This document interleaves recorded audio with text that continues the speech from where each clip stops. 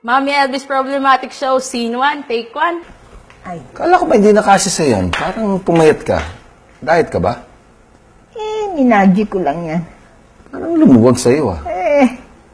Dati hindi nakasya sa yan eh. Sa Mommy Elvis Problematic Show, marami akong favorite na scenes doon. Kunyari yung yung tinatuan ko siya. Aray!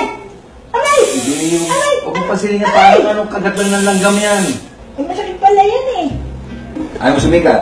Hindi ka ba sisikat kung walang tato? Ming, kailangan maging bago yung packaging mo. Kailangan masakyan ka ng mga bata. Ano ka ba? Para meron kang impact sa mga fans mo. Ay, hindi pala na.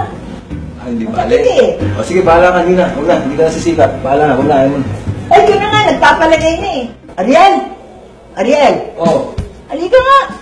Ano ba ito? Ano ba ito pinalagay mong drawing dito? gagandahan ka, no? Hindi. Hindi. Ba't ako magagandahan dyan? Mami, unique ka.